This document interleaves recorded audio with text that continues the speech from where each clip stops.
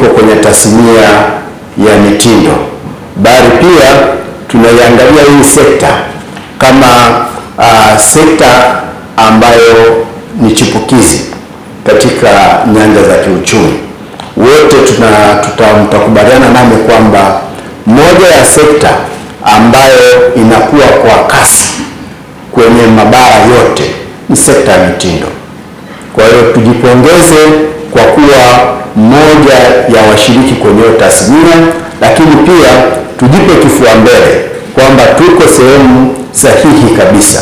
Hatuko hapa kwa bahati mbaya, tuko hapa kwa sababu maalum.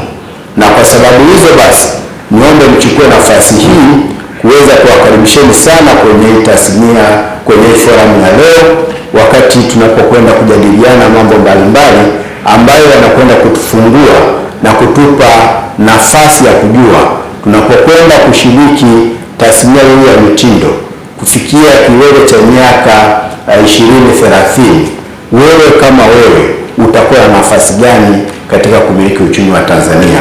Kwa hayo machache, naomba niwakaribisheni sana sana kwenye hii benki ya CRDB. Karibuni tena.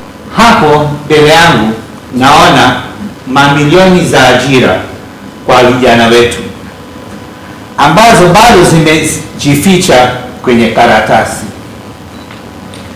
Naona mabilioni ya shilingi ambayo Tanzania inapoteza kwa kuchukulia ubunifu kama burudani badala ya biashara. Leo hatuko hapa kuangalia swala la urembo wala mitindo, bali tuko hapa kuamsha uchumi kwenye sekta yetu ya ubunifu uliolala. Zaidi ya hapo, yanaendana na maono ya Mheshimiwa Rais wa Jamhuri ya Muungano wa Tanzania Dr. Samia Suluhu Hassan, ambaye ameweka misisitizo kubwa kwenye diplomasia ya kiuchumi, biashara na nafasi ya Tanzania kimataifa. Ni swala la uchumi, ajira, biashara, utambulisho wa taifa na nafasi ya Tanzania katika dunia ya leo. Jukwaa ya leo sio onyesho, sio jukwaa la mavazi, ni mazungumzo ya thamani. Kwa muda mrefu mitindo barani Afrika na hapa Tanzania inaonekana kama kipaji bila mifumo, ubunifu bila miundombinu na utamaduni bila njia za kibiashara. Lakini ukweli ni huu: tasnia ya mitindo ipo katikati ya viwanda na uzalishaji, biashara ndogo na zakati, ajira kwa vijana, ujasiriamali wa wanawake, utalii, mauzo ya nje na diplomasia ya kiutamaduni.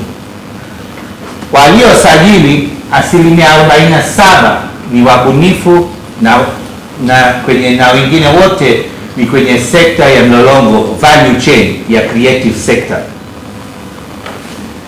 Hii inafanya mitindo kuwa moja wa sekta zenye nguvu kubwa zaidi katika uchumi wa ubunifu, yaani creative economy, lakini ambavyo bado haijatumiwa kikamilifu. Ndani ya jukwaa hili leo tutajadili masuala halisi, kuanzia uhalisia wa brand na utumiaji wa mitindo wa kizazi cha Gen Z hadi safari ya kutoka soko la ndani kwenye masoko ya kikanda na kimataifa kupitia dira ya Made in Tanzania 2030 na fursa za AfCFTA ambayo kwa kirefu ni Africa Continental Free Trade Area. Haya si majadiliano ya kinadharia, ni mazungumzo ya vitendo. Tanzania ina vipaji, hilo halina mjadala. Wote tunamfahamu fundi kijana kutoka Manzese au akina dada zetu pale ambao wanafanya kazi za shanga huko Njiro. Lakini sasa tunachopaswa kujenga si hadithi za vipali. Ni sekta imara ya viwanda vya mitindo. Nchi kama Italia, Uturuki na Morocco, Mauritius, Bangladesh hazikufanikiwa kwa bahati mbaya. Walifanikiwa kwa kuitazama mitindo kama biashara, sio burudani. Dunia inatuambia ukweli huu.